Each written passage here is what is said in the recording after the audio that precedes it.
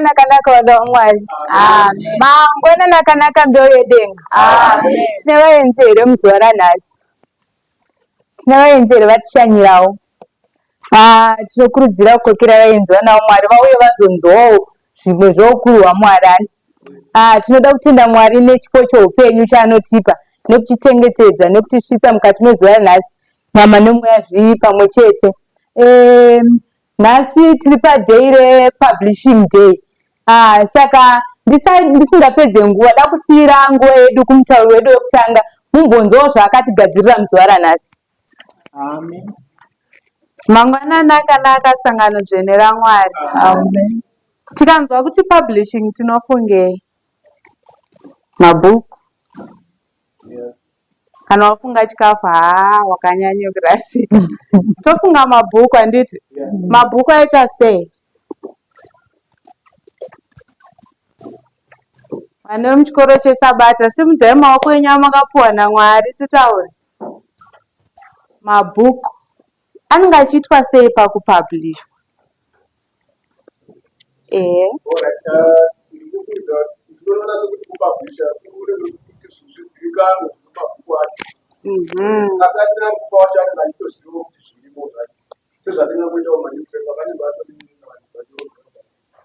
Manyuzipepa anozouya vatoverenga vari kuziva zvirimo vozviendesa kune vanhu. Saka kufambiswa kwemabhuku kuenda kune vanhu.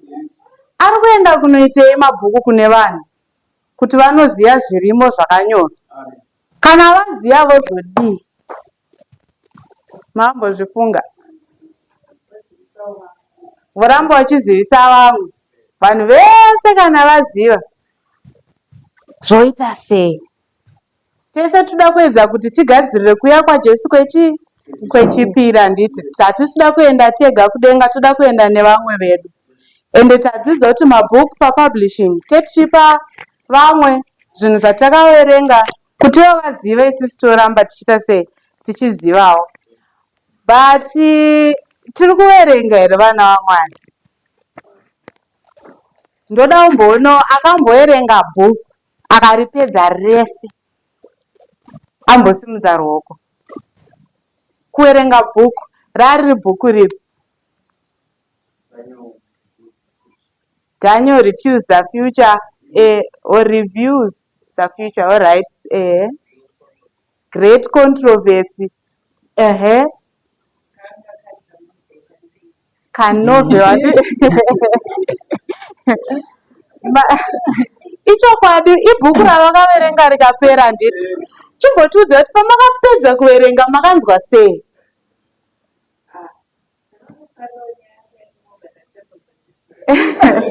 Vakaifarira asi vatoikanganwa. Ko vaJulius makanzwa sei?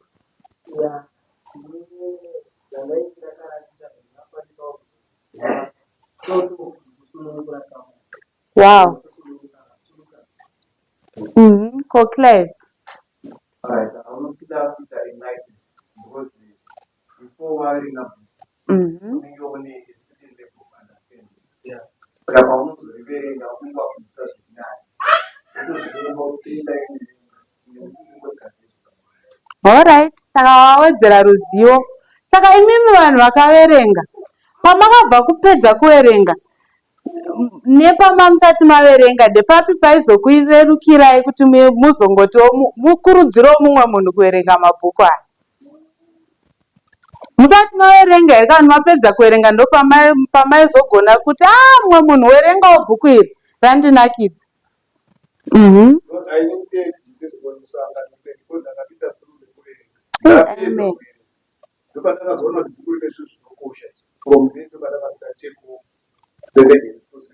Amen.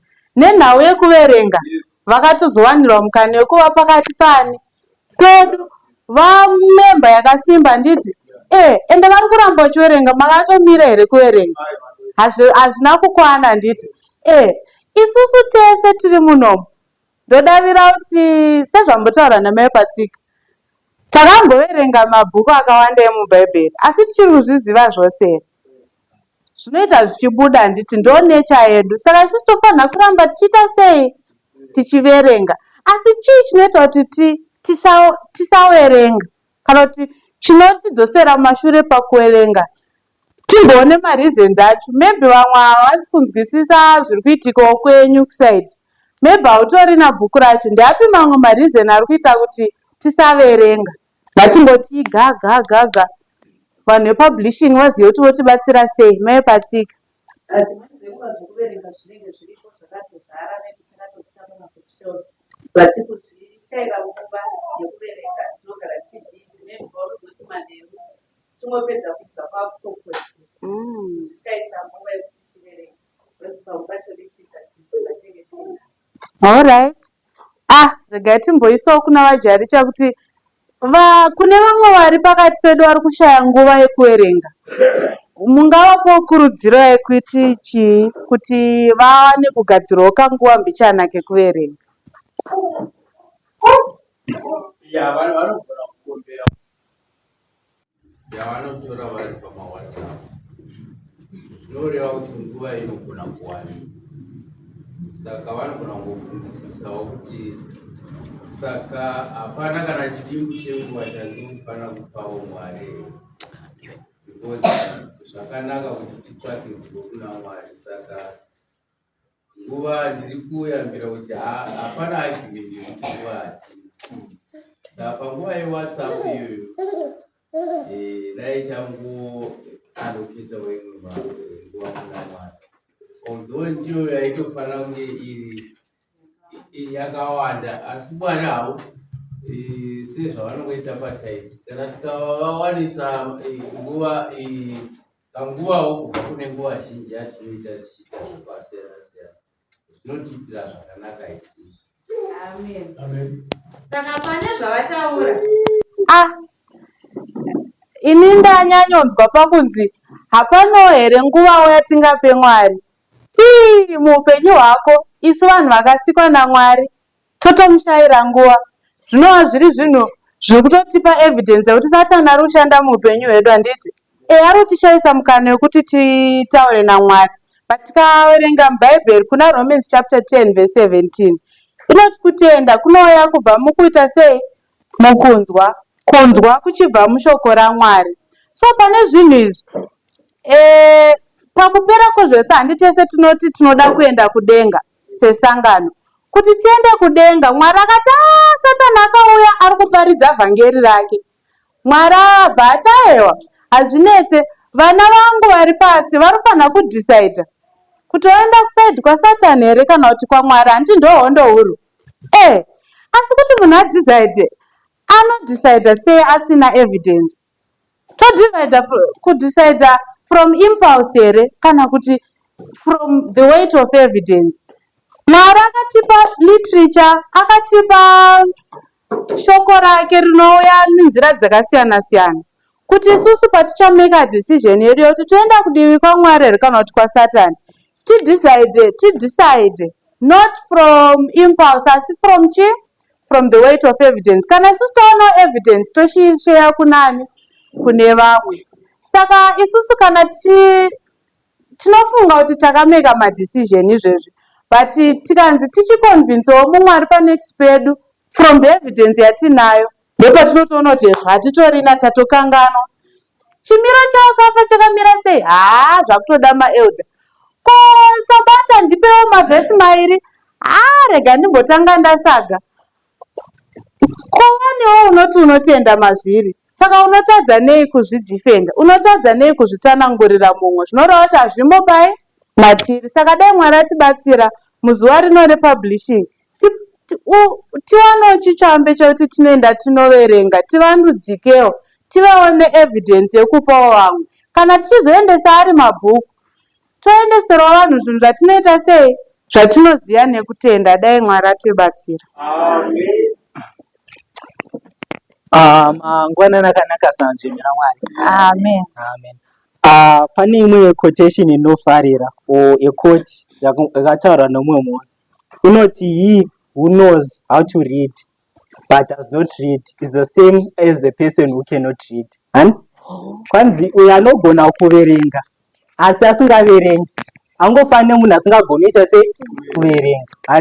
So it is very important kuti kana wakatopiwa chipo naMwari chekuti you can read the scriptures or you can read the written word, nofanirwa kuita sei, nofanirwa kuverenga, because kuverenga kwacho kana uchikugona usingakuverenga hapana zvechinokuita sei, zvinokubatsira. And so tokuencourage kuti tive vanhu vanoverenga shoko raMwari, because there is power in written what, in the written word. And vamwe vanogona kuti maybe tinoverenga mafoni, tione vane mabhuku mafoni, right? Vanhu vakawanda vane mabhuku mafoni. So makamboona here kuti inini, especially inini, kana ndichiverenga bhuku mufoni zvinyanya kunyatsokupinda sendichiverenga bhuku physical, the physical book. Zvofanira kunge bhaibheri kana rakava mufoni, it's very difficult uchite se uriverengi. Although tine ma-apps anoshare ma-notifications kuti achiverenga bhaibheri, you quickly uchiodita se uri cancela that notification. And but kana zvinhu zvakanyorwa pasi zviri mupage, so zviri printed, you can easily read the word of God. And so uyu ndinoencouragana kuti although tine mabhuku mafoni, it's also important kuti tive nema-physical books. And because anopinda easily, kana uchiverenga unogona kuita zvounoita zviri easy, and there are fewer distractions pane mufoni. Because mufoni unogona ngopinda WhatsApp message, yapinda WhatsApp message, and then wakuattenda to that message. But manje kana riri bhuku riri physical, it's easy for you to read it, and it's also easy for you to share it. Because for no share, a soft copy, it's easy for a person to ignore the soft copy. But akaona bhuku rake riri mushelf apa, anogona kungoreminda kuti garage ndakapiwa bhuku. And so makamboona zvinoita mawatchtower anokupa zvinhu zviri physical, zvokuti sometimes even though usingadi kuzviverenga, wangochiona chiri pachiri, so then ndapoti rega ndimboona kuti bhuku riri kutaura nezvei. And so ndingoencourage the power of the physical word, and chinhu chiri physical other than chiri soft copy. Of course chiri soft copy chine ma-benefits acho, but also chine ma-disadvantages pane vanhu vakawanda, because chine ma-distractions akati wandei. Okay, vhesi rendoda kushare nemi inobva kuna 2 Timothy chapter 2 verse 15. Nechirungu inoti, study thyself approved unto God, a workman that needed not to be ashamed, rightly dividing the word of truth. And so kwanza apa, you should study yourself to be approved. And munhu ari approved munhu ari kunyatsokuziva zvinhu zvake, because anenge achinyatsoziva zvinhu zvake in detail, like the back of their hand. And then pendafarira pamwe ndepekuti a workman that needs not to be ashamed.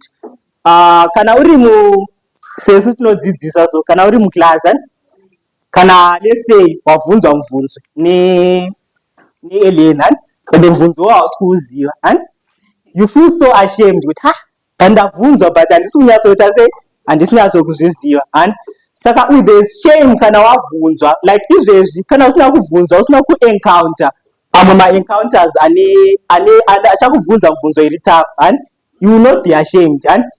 But manje kana wakazobvunzwa kuti garazhiya uyu great controversy inombotaura nezvei, and then wostika usitomboziva kuti bhuku racho rinotaura nezvechii.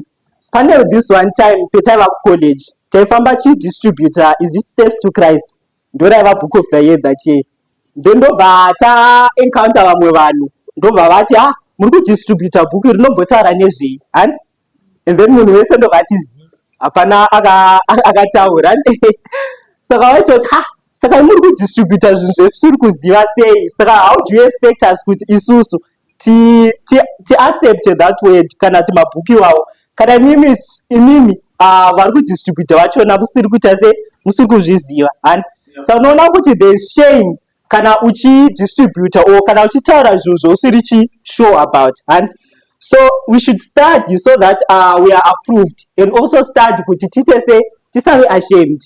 Even amwe ma-topics anombobvunzwa, for example amwe vanhu vanongouya obvunza kuti alright, type toona mu New Testament and toona mu Old Testament, but ku New Testament hapana kana one word type and kana kuvhunza izvozvo kana usiri kuzviziva and kana usiri kuzviunderstanda, you become so ashamed and unova nowhere and so shoko raMwari rinotibetsera not only for inotibetsera for our spiritual growth, and petino encounter masituations wawo togona kuita sei togona kuafesa.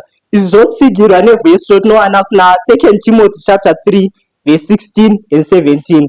Inoti all scripture is breathed and is useful for teaching, rebuking, correcting, training in righteousness, so that the servant of God may be well equipped for every good work. And so kuverenga kunotibetsera isusu so that tinokwanisa kudzidzisika. You learn a lot from reading the word of God or kuverenga mamwe mabhuku ane kuita nezve spirituality, and anoticorrecta penenge tiri wrong and because pazhinji penenge tisingazivi penenge tiri wrong, but inotibetsera so that we are corrected, and inotibetsera for training kuti tinyatso kudevelopa zvakaita se zvakanaka, so that we may be equipped for every good work.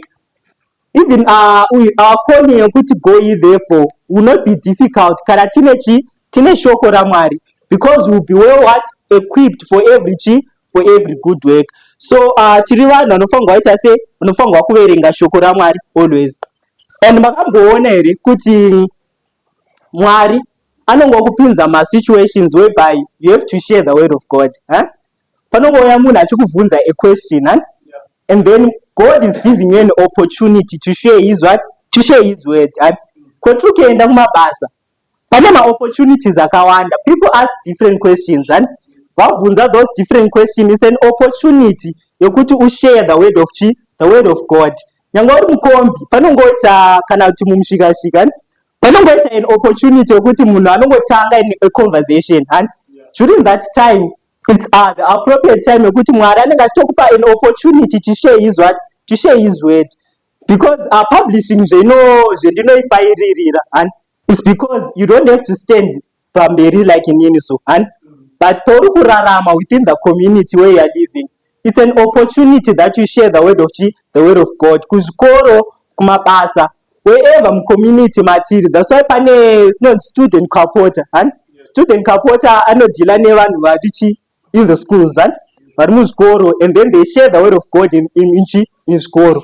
Izvi kunifungidza anonzi maaudiences and hanzi vaifamba neshoko raMwari rimwe racho raratoprinta muhembe and rimwe rachona vaisa pakati pechikafu, and they used to share the word even kuzvikoro kwavanenge vari. And so student supporter ministry inobetsera those who are in what? In schools. And then kozoita vamwe makapota vanofamba around the community vachidistributa vachitengesa mabhuku. Inobatsera also for those who are living within us mucommunity. Saka ndingouya nechitsvambe chekuti everywhere that you are tofanirwa kuva vanhu vanoshiya shoko raMwari. Dei Mwari angakukomborerai.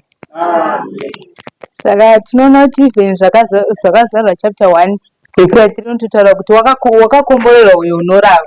Saka tinoona kuti kutoverenga chaiko kutori nechikomborero mukati meupenyu hwedu. Saka tiri kurudzirwa vana vaMwari kuti tikwanise kuve tiri vanhu vanorava. Nditika ndafarira pfungwa yataura napanashe yekuti zoni hanzi yanga achitaura yego ye therefore pane pamwe pekuti unowirwa nemubvunzo. Nditika wotadza kuziva kuti ndopindura sei, but uri kufanirwa kunge uchipindura wapiwa mukana wekuti utaure shoko raMwari. Asi nenyaya yekuti hatisi kuverenga tinoshaya kuziva kuti tobatsirana sei kuti vanhu vazive chokwadi. Saka tiringokurudzirana kuti tikwanise kuve tiri vanhu vanoverenga kuti tigokwanisa kuve tichibatsirana nevamwewo pakuziva chokwadi yaMwari.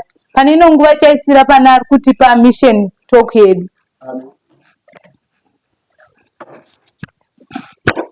Kanaka vana vakumusha. Happy Sabbath Church. Mission talk yedu iri kuti zvonizo time to quit. So panga paine umwe headmaster vaishanda pachikoro che7th day, and kana pari pachikoro chezve pane vamwe vanotoziva kuti ava navo vanopasa zvinotonakidza and zvinofadza kana vabereki, right? So munguva yecovid tese tikuziva kuti munguva yecovid vamwe vanhu vanga vasiri kuenda kuchikoro. Infact vanhu vanga vasiri kuenda kuchikoro, vamwe vasingaendi kuchechi and so on. So headmaster vanga vakutoti sezvo vana zvavasiri kuenda kuchikoro for 2 years, saka ini regai tochinja hangu ndiregedze kuenda kubasa. So mwana uyu akabva ainzi Rains. So Rain uyu abva aiti, so vana vanga vasiri uya kuchikoro sezvo vanga variziva kune covid, saka vanhu vanga vasingabvumidzwa kuenda kuchikoro and so on. So vanhu vabereki vanga vaine vana vavo kumba, zvese zvazvisiri kuita. Headmaster vanga vakutopera, vanga vakuluza hope, right? And then mwana angaruzikana nekupasa chaizvo unyatsogona. So pakazodzi effect akuda kutosiya basa, right? And then ndobva mwana obva atoti ndakuda kudzoka kuchikoro futi, kudzokera kuchikoro. Headmaster wakazwa kufara chaizvo kuti saka regai ndichigara ndisasasiye basa. So micheto kedu kuti kuridzira kuti tisaluse hope pane zvese zvatinenge tiri kuita. Tomirira nguva yaMwari, zvese zvatinenge tichiita tisaluse hope, because mumwe munhu anotadza kutoita something nenyaya yekuti vanhu vari kuzondidai or vanondiseka or something. Tisaluse hope pane zvinhu zvese zvaunenge uri kuita. Shoti kudine mission talk yedu. Saka nhasi tiri padare publishing ipapo. Youth talk yedu haisi kutombobva kure, iri kutongobva panyaya dzekuverenga idzodzi. Tinoona kuti kuverenga chaiko, besides zvimwe zvese kuita sei, tinoona zvitori health kwatiri kunge tiri vanhu vanogara vachiverenga. Zvinotokwanisa kuwedzera even mafungiro edu chaiwo. Pfungwa dzedu dzinokwanisa kuve tinokwanisa kuve health mupfungwa chaimo handitya nenyaya dzekuverenga. Saka tinongokurudzira vanogara tichiverenga vana vaMwari kuti tigare tiri health zvakare nepamweya. Pane nguva chasira nguva kuna Sabbath School superintendent.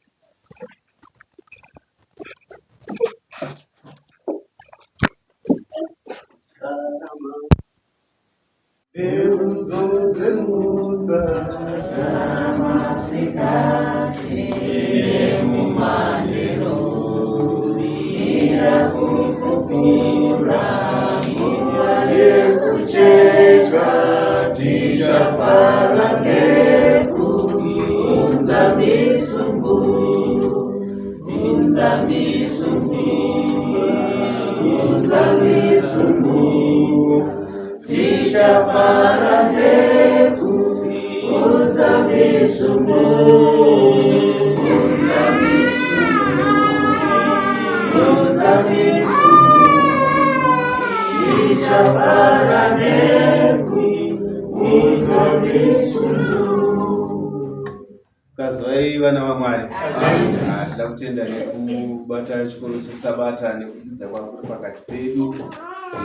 Tichitenda vadiki vedu vatibatira Sabbath School papublishing. Handitika ndo chinangwa chedu semasavadha chatinotora pana Matthew 28. Handitika endai naizvozvo nyangwe patinorarama ngatipublishewo Mwari. Handitika taura kuna zvakazarurwa zvikanzi wakakomborerwa unoita sei, unorava nekuchengeta the moment yauri kuchengeta you are publishing. Handitika because chinhu chauri chinenge chakachengeteka chiri kuonekwa. Handitika which we are publishing. Handitika tida kutenda nekuuya kwataita. Tine vaenzeri mukati mezuva ranhasi vazosvika vatambobatsira zvisinei. Tinokumbirawo wangatipawo Sabbath lesson yedu yezuva ranhasi nyangwe yavadiki, wangatipewo lesson summary. Mangwanani akanaka sanza raMwari. Tichange tichidzidza pamusoro lesson 2 musoro wenyaya yauchiti science of divinity. Takabva mubhuku raMark taapa lesson 2 mubhuku raJohn. Nyangwe text yedu ichibva kuna John 11 verse 25. Iyo inoti Jesus said to her, I am the resurrection and the life. He who believes in me, though he may die, he shall live.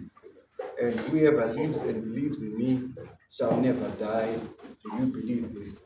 Saka ndo memory text yatichidzidza nawo musoro wenyaya yekuti signs of divinity. PaSunday tichadzidza about the feeding of the 5,000. PaMonday surely is the prophet. PaTuesday the healing of the blind man. PaWednesday the healing of the blind man part 2. PaThursday the resurrection of Lazarus. Saka tichadzidza masigns of divinity panyaya dzese dzatichidzidza. Tinotenda vana vaMwari. As usual tichaenda kumaclasses edu, mateachers simukai munamatirwe na kumaroni.